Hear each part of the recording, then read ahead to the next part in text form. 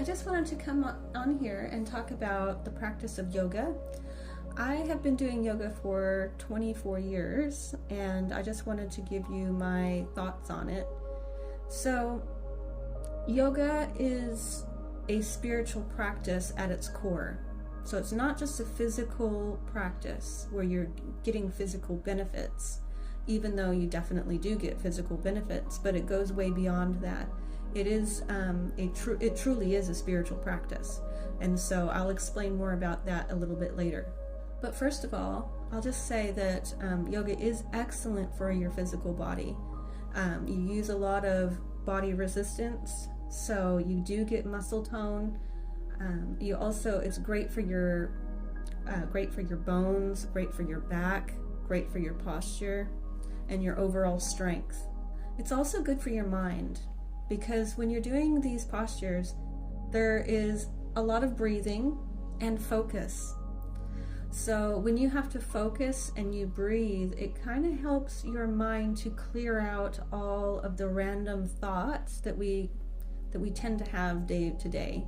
You know, the monkey mind that wants to keep going round and round. Well, this sort of helps kind of shut that out for a period of time, which is really quite good for your mind. So the deep breathing and the focus that you need to do some of these harder postures, you're so focused on your physical body and your breathing and getting through your postures that, yeah, like I said, it shuts the mind off into more of a laser focus, which is really good for your mind to do that from time to time.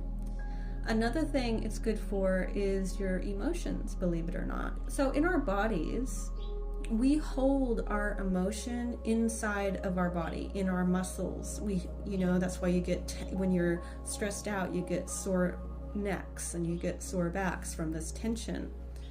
Well, what's good about yoga is that it will actually release this tension and these emotions that you may be holding in your body, in different parts of your body. So it's through the stretching aspect of it. So when you do yoga, obviously there's stretching involved.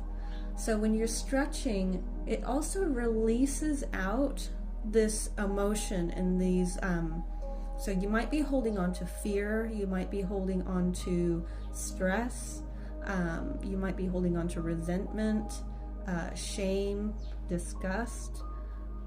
All of these emotions we hold in our body, and when you stretch it out, you actually give yourself a chance to release it. So that's why you feel so much better after doing yoga, because you're releasing all of this pent-up emotion that you might be holding on to. So that's another good thing that I don't think too many people talk about. And then we have the spiritual aspect. So what's going on here is that through these different postures, it is a spiritual practice. They're not just for physical health and not just for physical exercise. They are spiritual postures. They will go on to your spiritual body, not go on to, but it will affect your spirit body, is what I'm trying to say, by clearing out your energy centers in your astral body. So it will start clearing out, superficially anyway, on your chakras and clearing out your energy centers. And that's why it can be very, you can feel much lighter in your spirit after doing yoga, because you're clearing out your energy centers. So this is excellent thing to do as far as that goes. And then also what it can do is it can actually activate the Kundalini. So a Kundalini energy lays dormant at the base of your spine. Once it's activated, it's an energy that will start moving through your energy centers in your body and go through and do a deep clean, like a deep clean of your chakras. So it will start at the bottom and come up and clean more deeply. It will move all the way up, and it will actually open up your third eye. And doing yoga will naturally, as a byproduct of doing yoga, it will start to activate the Kundalini energy to sort of awaken and start to do its thing.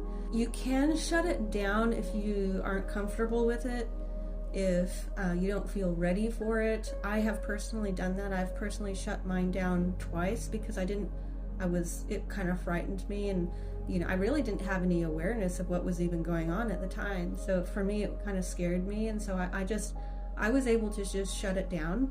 And I did this 2 times, and then I allowed it to. Eventually, I did allow it to do its thing because it felt right. It felt like the right time. So I just went with that, and so it's a kind of a slow process. At least for me, it is, because I prefer a more slower, gentler kind of way of doing it, which is I just allow it for the energy to go into one chakra, and then I will sort of let that rest before going on to the next chakra. So it's kind of, I kind of don't rush through it. I kind of just do it nice and slow and nice and easy, and that's what feels right for me.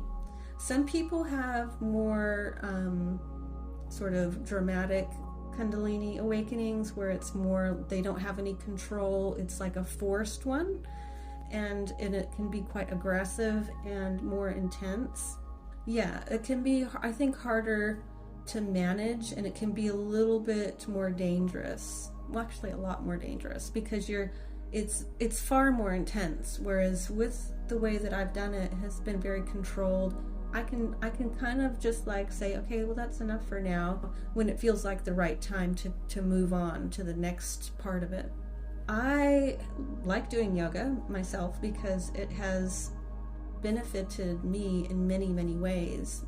Obviously I like the physical health benefits that I get from it. I like the mental and the emotional benefits, and I like the spiritual benefits as well. It makes me feel much lighter. It makes me just feel overall better. So just be aware, though, if you're just looking for a physical fitness program, yoga is probably not for you. You need to be aware that these things come with it. This is not something to really just play with or just be unaware of. You should be aware that these things are going to happen if you do yoga. So these are just byproducts of it. So you do the postures and you do yoga, and then these other things will naturally happen as a part of it. So you don't even have to think about it, which is kind of a good thing, I think, because it just becomes a natural process. And what's happening is that you are tapping into the superconscious mind, the prana, the energy that sustains everything that we don't see, but it moves through everything, starts to really be able to move through you much easier and much more fully, because when you have your energy systems all cleared, when your emotional body is clear, when your mental body is clear, and when your spiritual body is clear and your physical body is all clear, it allows for a tremendous amount of this energy to flow through you. So it's, like I said, it's a natural process. If you clear those centers out, and this is one way that's really easy to do that. It's a system that has been around for thousands of years, because that's what it does. It's a spiritual practice, and that's basically what's happening is you're clearing all of your different systems, which is, like I said, allows for this energy to flow through you. You're tapping into also the superconscious mind, so there is enlightenment that comes with it. You're opening your third eye, so you're getting these supernatural abilities that come with that, because you're now almost superhuman to a degree. Depends on, everybody's at a different level, but you're tapping into a more superhuman reality and physical abilities and things. I find it to be very good, but just be aware that is what comes with it. So if you want that, do it. But if you're not really too sure about having that happen, then it's best to just stay away from it. Okay, well, I'm going to leave this here at this point.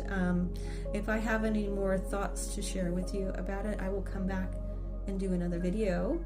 But I will leave this here for now. Thank you so much, and I'll talk to you later. Bye.